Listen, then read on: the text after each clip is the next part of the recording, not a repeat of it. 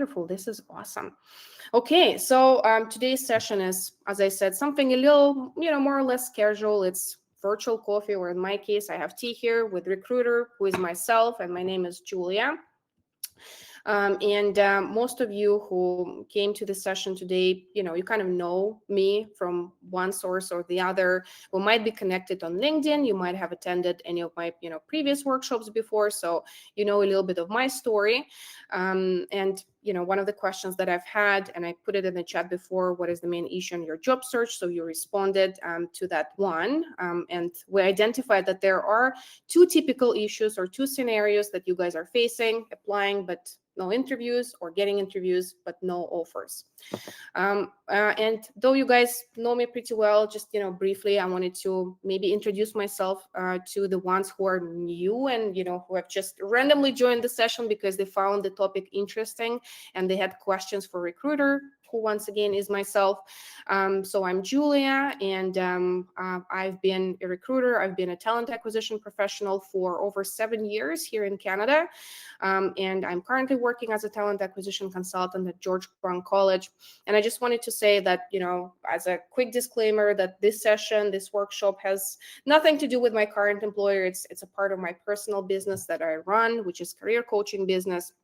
But yeah, getting back to my experience working as a recruiter. So something that I do on a daily basis is I shortlist your applications, your resumes for a variety of roles. So I've had a chance to, hire and fill IT positions, HR positions, different kind of roles in healthcare, sales, and you name it. The interviews, resumes is something that is a part of my daily life, except for the last 3 days because I'm off on my vacation. But for over 7 years, this is something that I do. I work with hiring managers and I help them select the best talent for a variety of roles. And also alongside with my recruitment job, I do have my career coaching business where I help job seekers like yourself to kind of determine to begin with, right, what kind of job they want and which kind of job they're suitable for based on the skill set, experience, and education that they bring. But also I help them to brand themselves better through resumes, cover letters. My favorite part of coaching is interview coaching, where I help my clients to develop this stronger confidence, in the way they deliver this themselves later on in the interview, help them prepare for any sort of questions that might come their way in the interview, so they won't be caught off guard. This is what I personally enjoy the most. And I'm an immigrant. I came to Canada over 10 years ago, somewhere around that time. So I was new to the country at some point. I faced all sort of challenges that some of you guys are facing, right? Not knowing the reality of the local job market, not knowing what is that the employers are looking for when they are selecting candidates for their positions. So I've been there, I've done that. It's painful. It's not easy, but there is a light at the end of the tunnel, I like to say, to encourage you here a little bit. So in terms of today's agenda, okay, it's not going to be a very long, intensive event because I know it's Friday. It's a beautiful weather outside. So, but I still want to give you the most value I can in the next 40 minutes or 30 to 40 minutes or so. And so what we're going to do today is we're going to look into some of the reasons why you guys might not be getting interviews or not getting as many interviews as you like. What can you do to get more interviews? Or another very common scenario, as we figured from the results on the poll, is you may be getting interviews, but you're being rejected afterwards and you don't get offers. So what can you do to get more offers? And at the end, we're going to have a Q&A session. I'm trying my best to monitor everything. I'm kind of a one-man show today. I'm presenting, looking after technology and the chat. So I do suggest for you to stay patient and reserve your questions until the end, because I might not be able to address them immediately as we get through my presentation today. Okay, so scenario number one. It seems like many of you guys feel and share this pain that you're applying, but no interviews. Okay, so it's a very, very common scenario, and there could be a couple of reasons for that. Okay, and I will say that, from my experience working with clients, I will say that around 80% they do land job through the online application process, and around 20% secure their opportunity through networking. So both of these strategies are equally important. I would say I never encourage just to put all the eggs in one basket, but I wanted to assure you that you can secure the job solely applying online. But something important here is that if you do not get interviews, you've been applying, no interviews, no calls, you need to go back to the basics. Okay, so your main tool in marketing yourself professionally is your resume. Okay, and another one is LinkedIn. So if you keep applying, no response, the chances are, and these are very high chances that your resume doesn't work for one reason or another. Or to translate to you, what I'm trying to say here is that employer, when they open your resume, when they look at your LinkedIn profile, they don't see that value proposition that they need to see to give you that call for the interview. So let me kind of decode, what do I mean by value proposition? All right, and here's where many candidates, they have this wrongful mindset. They think that whenever the employer is opening up their resume, they look at it holistically. They look into every single session, work experience, education, and stuff like that, and after that they decide whether or not they want to proceed with your particular candidacy. But this is not the reality of life. Okay, so what we do is we open the resume, and if I don't see the information that will clearly state that you meet or exceed the minimum criteria as per the requirements of the posting, then most likely I won't even make it to your work experience section or whatever else you have on your resume. So your resume and LinkedIn, they have to indicate right away that you have that level of experience or some sort of transferable experience that will help me as an employer to either solve a particular problem or save me time or save me money, right? And that you have that adequate level of education or some sort of equivalent to this education that I'm looking for, that will make you successful in this role that I'm looking to fill. So these are a few things: the transferable or the most relevant experience, the education, something that needs to be displayed and indicated right away. I have an example for you here, so don't you worry if you're like not really feeling where I'm heading with all this. I'm going to show you exactly what do I mean by indicating the information correctly and strategically on your resume, just in under a couple of minutes. And also, in addition to experience, education, of course, there need to be other things added that will give this extra value to your candidacy, such as additional certifications, knowledge of variety of software. If you're applying for IT positions, right, any sort of programming languages, any sort of courses that you've taken to advance the knowledge of this programming languages or whatever, knowledge of other languages, if you speak a few languages, depending on whether it's relevant for the role that you're applying to, right? So all these additional assets also have to be displayed to the employer right away. So they will see that you might not just qualify for the role, but you have this extra value that you can offer. And I'm going to give you an example in under a few minutes, as I mentioned. And another issue that we've also kind of briefly spoke about earlier is that many candidates, they do kind of they try to be a little sneaky, and they pursue this strategy where they go with quantity over quality. And to me, when I meet with the person like this who tells me, and I've recently had this case in one of the workshops that I've run, that a person has multiple resume copies. Okay, when they share this information with me, what this information tells me right away is that the person is lost.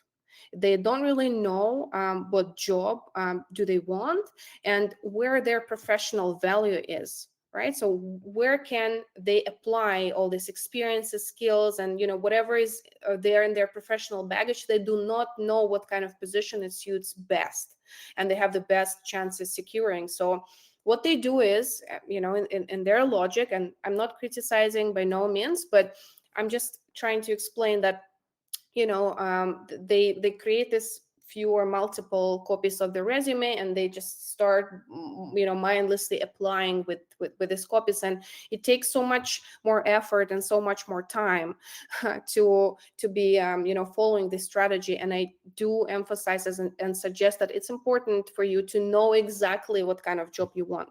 And I do recommend having no more than 2 resume copies, right, for the jobs that you're considering at this time.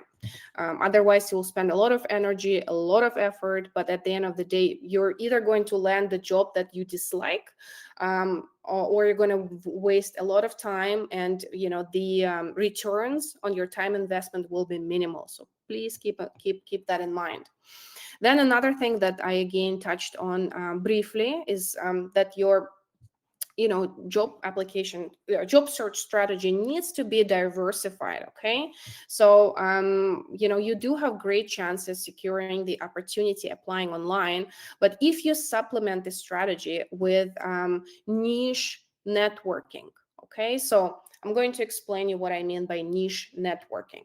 Okay, so for example, you are HR professional, and those of you guys, I know that there are quite a few in this room today who are looking for jobs in HR. You can give me a thumbs up in the chat if it's one of you. All right, someone who you would want to connect with, for example, if you're looking, and I see some thumbs up, that's great. So someone you would want to connect with on LinkedIn.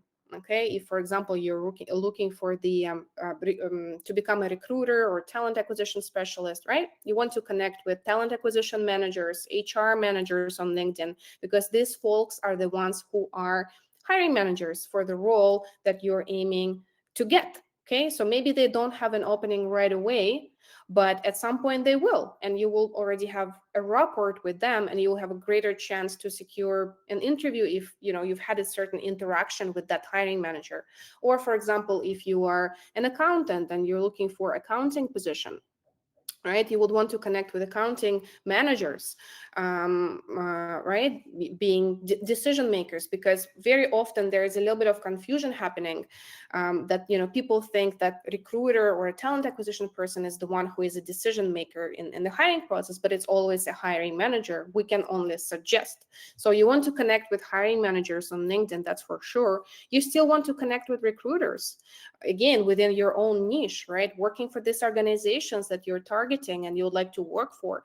Recruiters working for different agencies. So once again, if you're looking for HR opportunity, some of the agencies, recruitment agencies that you want to connect with will be, for example, HR associates. Right, or if you're looking for an opportunity in IT, there are multiple agencies that are focused on hiring IT specialists, but one of them, well known, will be Randstad, for example.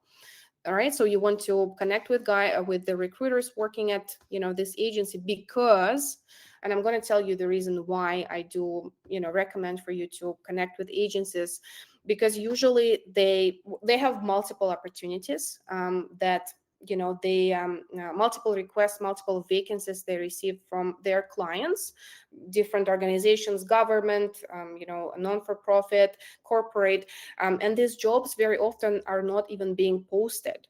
They just reach out to their pool, and they shortlist people for their clients right away from that narrow pool that they have. So you really want to do the research and see if there are any recruitment agencies within this niche of jobs that you're targeting, who you'll want to connect with, maybe register with, and see how far it can get you. So this is just another suggestion that I wanted to make. And as the next slide that I wanted to show you, and I wanted to ask you for a little bit of the input here. Okay, so on this slide, you can see 2 copies of the resume, and actually they are for the client of mine who I worked with, I think, late last year. Their name is Kate. I I covered all the personal or confidential information, just to maintain, the confidentiality for that person. But what I wanted you guys to do is to look on the original copy of the resume, and to give you a little bit of a story here. So Kate was looking and was applying with no result for the senior accountant position for a very, very long time, but she wouldn't get this position. Okay, until we had her resume revised. And the revised copy you can see on the right side. It says revised there clearly. So I wanted to ask for your input here.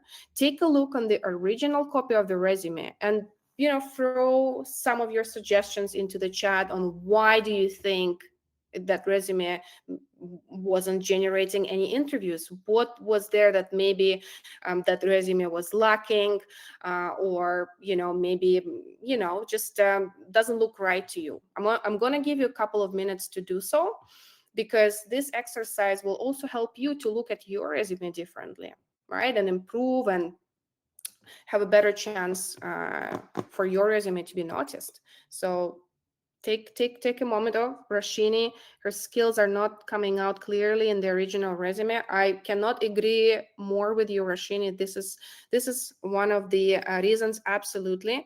Moreover, I don't know about you guys, but when I look at what she had listed under business skills, or even responsibilities that she held under her work experience, they look copy pasted. So I agree with you, Rashini. It's a very good point. And I encourage others to also share your thoughts. Anything, even if you feel that your thoughts are not exactly what I want to hear, that's fine. Any of your suggestions are welcome, and I'm happy to review it. Okay, so I think it's Mahsa saying revised one has the branding statement, which is really helpful. That's very true, Mahsa. I see Sojata is saying impact statements. Yeah, that matters. So you probably mean tangible statements, okay, so that are a little more specific, and they're specific, they're measurable, they're attainable, relevant, and time bounded. So this is how you want to describe the experience on your resume, or any accomplishments that you've had. I see Gina saying targeting position, summary achievements with numbers. Absolutely. Thank you so much. There's so much feedback coming through. That's wonderful.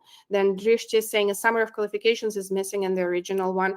Well, I agree with you to some extent, Drishti. I think Kate, she put an effort into having some sort of summary.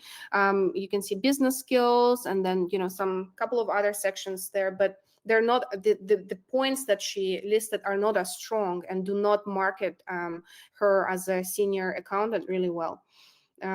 Again, Anastasia saying there is no professional summary. That's true. Revised statements are more specific, Sujata is saying. Thank you, Sujata. Thank you. I mean, like lack of accomplishments, and Saji is saying lack of clarity. Yeah, this is very true. Let me just take another sip of tea before I give you a little bit more of a comprehensive feedback here. And for that, I need to take a better look on this slide myself. So yeah, I do agree with you guys that one of the major issues that many of you identified easily is that the way Kate is describing her experience, these are very generic statements, right? Prepare the balanced financial reports, or organized and administered companies accounting system. So it's very, very generic. There is no accomplishment component to what she's talking about, and they do look very much copy pasted, as I said.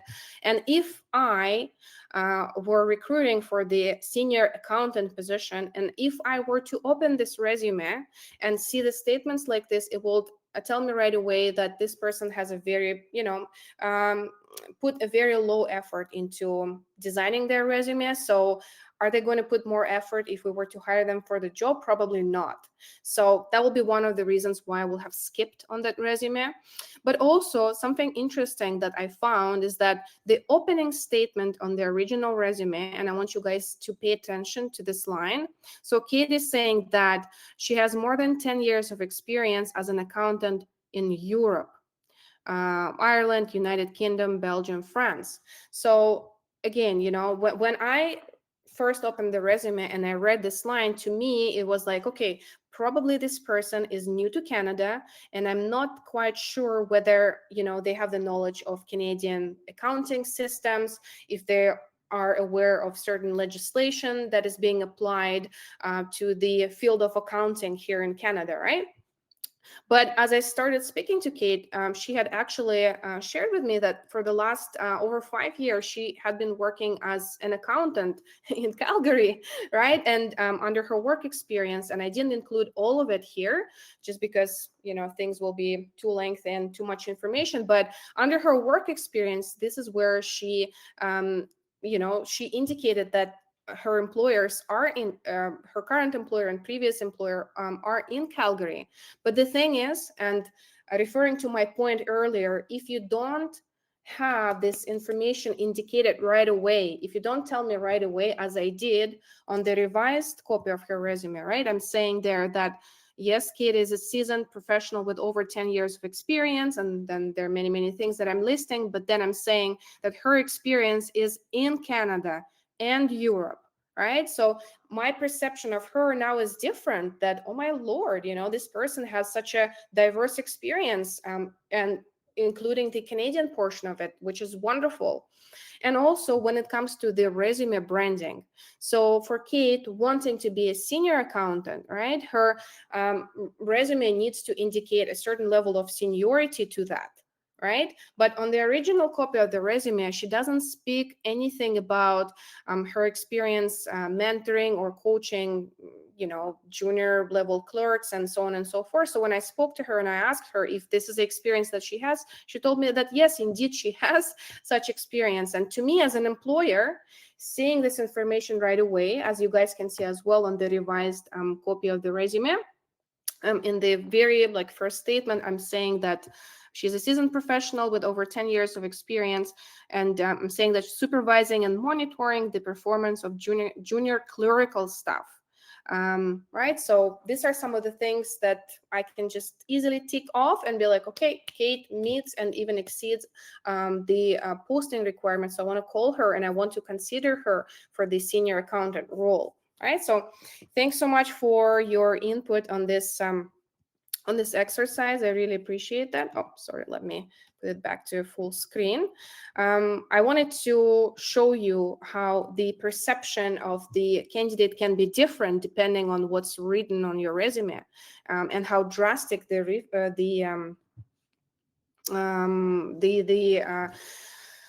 difference of the perception depending on how you're describing your experience. And I see that Mohsin is asking to zoom in things a little bit. I'm sorry, Mohsin, I don't think I'll be able to do that. For some reason, Canva doesn't allow me, and we need to move on. But I was doing my best to read out some of the things to you guys if you weren't able to see it. My apologies if that was a little too small for you.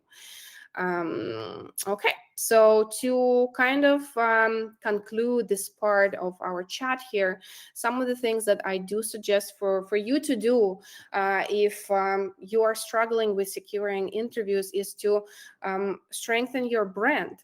Okay, by having your resume, LinkedIn, or whatever tools you use to apply online reviewed by I don't know, either another person or professional like me. This is something that I provide as a service. I review resume, I point out all the weaknesses, and I help to to enhance the quality of your resume so you could get more jobs, right? So this is something that I do, but you can also have someone else to review it and give you feedback, and see what are some of the things that you might be missing and why, and how do they perceive your candidacy based on the things that you have on your resume. So definitely looking into revising your resume and LinkedIn, something that will help.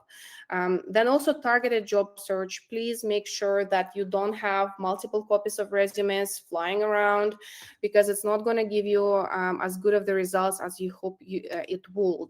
Then niche networking, right? Something that we spoke about earlier, connecting with hiring managers, with recruiters, from different organizations, including recruitment agencies. And please do put effort into connecting with people. It's so much frustrating that I'm receiving so many messages on LinkedIn, and people just throw information at me that they want this, and that, and this is their resume. And I do not know them, right? We haven't had a chance to connect, have a certain interaction before I'd be interested in continuing this conversation. But people just jump in and they want me to do something for them without me knowing them to any extent. So please do not make this mistake. Please do invest time in getting to know those hiring managers and recruiters before asking for any sort of favor from those folks. Okay, just as a piece of advice here. And we are moving on to the next scenario, which I know is also very common for many of you guys. This is where, you're successful, you branded your resume very well, you're getting calls for interviews, you might be even getting some opportunities coming from your LinkedIn, but you make it to the interview and then you're being rejected. Okay, so this is a very, very common issue. And even if you are not at this stage just yet, it will be helpful for you to know what could be some of the mistakes that you can make in the future, or you can prevent those mistakes to be more successful in securing more offers. And some of the points here might look more or less obvious to you, but I'm going to explain you exactly what what I mean. For example, by something like lack of confidence leading to a potential rejection, right? So by lack of confidence, I don't necessarily mean the lack of nervousness, because many candidates, they think that if I just was a little less nervous, then I could project more confidence to the interview panel, which is so wrong. Because we are, as interviewers, we completely understand that the interview experience is very stressful, and sometimes it's even stressful for us too, because we're meeting candidates for the first time. We need to make a good impression, we need to connect with them, right? So everybody feels somewhat nervous in the interview, and sometimes the way you can show your confidence is by acknowledging that you're a little nervous. Many people do that I'm sorry, I lost the track of thought because I'm a little nervous. And this is not something that will be taken as something negative or your weakness. In opposite, right? It will show us your personality, your persona behind this person, behind your answers that you're trying to impress us with. So and in terms of lack of confidence, and it's a very common issue. I hear that happening a lot, from my clients.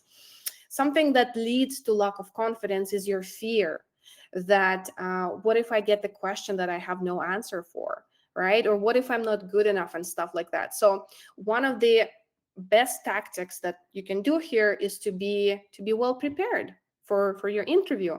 And unfortunately, many people, they do not know how to prepare for the interview, how to foresee some kind of questions that most likely they will be receiving. And something that I do in my sessions, when I'm, coaching candidates, coaching clients for interviews, I customize questions based on the job posting, right? Because this is what recruiters do when we are preparing to interview a set of candidates. We are drafting questions based on the requirements as per the posting. So for example, let me give you an example here so you will understand better what I mean. If you're looking at the posting, and one of the key things there is that the person would have to provide an excellent customer service. Okay, one of the things that you read on the posting, the person, you will need to provide excellent customer service.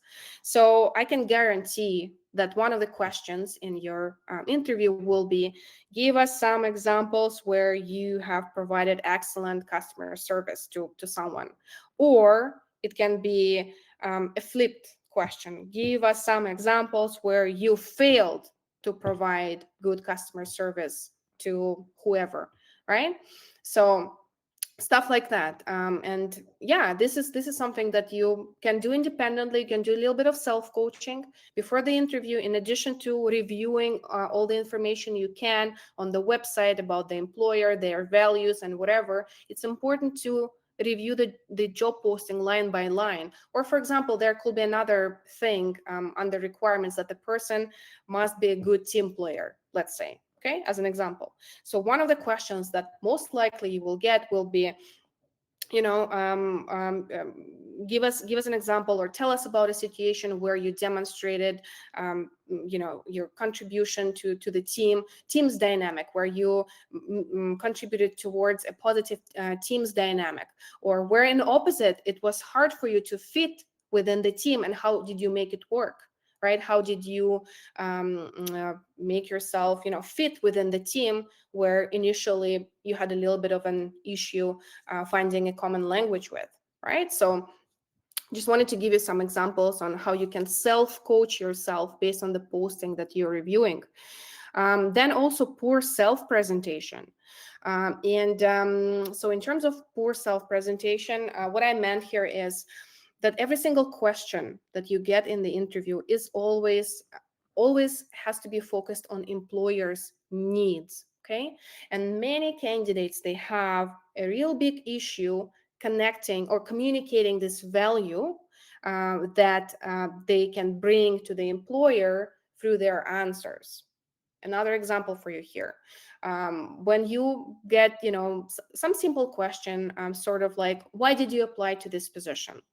Many job seekers or many candidates, they take this question as, or they answer this question in a way that, well, I applied for this position because it's kind of a logical career step for me here. I'm looking to advance my career, I'm looking to learn more about this field that you guys are working at, or I'm looking to learn something new, right? So they kind of tend to answer their questions in a self-focused way. And there is nothing wrong about that, you can still talk about these things, right? But how I will suggest you to address any sort of question, including a question like that, will be starting by saying that you applied to this position because, for example, you reviewed the job posting and you've noticed that the incumbent in this position will have to do this and that, and this is something that you have experience with and something that you're really passionate about, and you want to bring this experience and passion to this role. And additionally, it will be a great opportunity for you to learn something new, to be a part of a new team, and an advancement to your career. But it needs to be, your answers need to be about the employer first, about what they need, about the kind of problems that the employer is looking to solve. So this is all comes with practice. Once again, if this is something that you're interested in, I'm more than happy to interview coach. This is something that I really love doing, and that I can help you develop this understanding, and be ready and prepared when it comes to the examples that you can give in the interview. And I'm actually going to share with you something here, which is the link to my TopMate page if you wanted to take a look at some of the services that I offer. And I also have an opportunity for a free call where we can just get together and talk about how could I help you in your particular situation with your job search. So okay, I'm just going to share this link here in case if you wanted to check it out. But we're moving on to the next point here, which is, in many cases, the candidates do not do well in the interview because they give really weak answers. Okay, so for example, I'm going to give you an example of a very common question that we ask in the interview is, tell us about the time when you made a mistake at your work. And there are usually three types of responses. Okay, so I'm going to start with the weakest ones. So the weakest one here will be that I've never made any mistake, or I'm so great, I have such a strong attention to detail, I never really make mistakes or barely ever make mistakes. So to me, or to us as an employer, the way we see it is lack of self-knowledge or lack of transparency, because all of us make mistakes. The best of us make mistakes, but what we're really looking to assess here is the candidate's ability to learn from the mistakes that that they make at work and whatever. So if you say that I don't make mistakes, I never have conflicts, I've never been in an disagreement with my boss, this is probably the weakest answer you can give to this kind of question. So just so you know. The second kind of weak answer to the same question will be that, yeah, I've made mistakes here and there, but yeah, I moved on, and I try not to repeat the same mistakes in the future. So this kind of answer is very generic, very high level. It doesn't have a reference to a specific example that will add this extra credibility to the answer that you're giving. So if we were to speak about the strongest answer, which is the version number 3, I keep bending my fingers, but I can't bend 3 of them to show you. If we're speaking about the strong answer to this kind of question, right, this is where you will start by giving an example when exactly you made a certain error or a certain mistake. Then how did you address it? And what was the final result, or what did you learn from it, and how will you apply this knowledge moving forward, right? So there is a whole formula that helps you to give a strong answer, which again we can learn together in my coaching sessions. And then the last reason, which you can find quite surprising, but it's more common than you think, is that when candidate has a very, very low energy, which kind of translates to us in a very low enthusiasm about the role that they've applied for.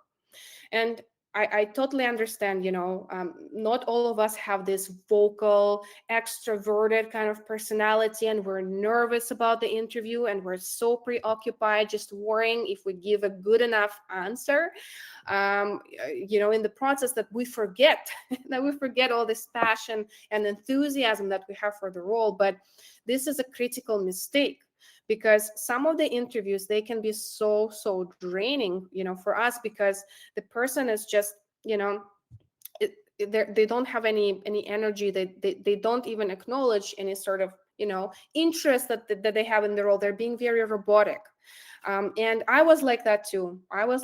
For a very long time, because I'm an introvert. I'm not a very, like vocal, loud person. So to me, I had to practice. I had to learn how to, monitor the tone of my voice, how to make sure that I put the right emphasis at the right time on the right words, and how to, make myself more energetic through the process of communication in the interview. This is not easy, but this is important, because the hiring team, the hiring panel, they're seeing you for the very first time, and they don't know you, right? And they want someone lively, someone who will be passionate about the job that they could be offered as a result of the selection process. So it's very important, and I wanted to emphasize that to you. And let me summarize these things that I have just explain you with some of the examples and stuff. So what would I suggest for some of you who are not very successful getting through interviews, or you would like to do better in interviews when you start generating such opportunities, is having mock interview with either coach, or I don't know, someone at the employment center, or whoever is qualified to simulate this experience, the interview experience with you, and they are qualified to give you feedback and support and coach you to bring the best version of yourself to the next interview. Then also self-coaching really helps. I do self-coaching every single time when I'm trying and going for different interviews, where once again I'm reviewing the position in depth, the job description in depth, and I'm looking at into every single line, trying to figure out what kind of questions will be asked based on the competencies and requirements that are listed and are important for that particular employer and that job that I'm going after. Then also it's important to prepare examples in advance, because sometimes our head is foggy, we're super nervous, and we can't come up with something on the spot, which is still okay, and there are ways out of it. This is not the end of the world, and even acknowledging that you do not know something in the interview is not the end of the world. It's not necessarily something that would lead you to rejection, but it's good to have a set of examples prepared in advance, so you would feel more confident and secure in your interview performance. And then enthusiasm, right? Something that I will say, fake it until you make it. It's not a natural skill for many. I'm one of these people, but it's something coachable. It's something that most definitely can be achieved so you guys will have a stronger performance, right? And yes, after me blubbering for over 40 minutes, I think. Thank you so much for your attention. I hope that you guys were able to gain some new knowledge and insights. And I wanted to open the floor to your questions.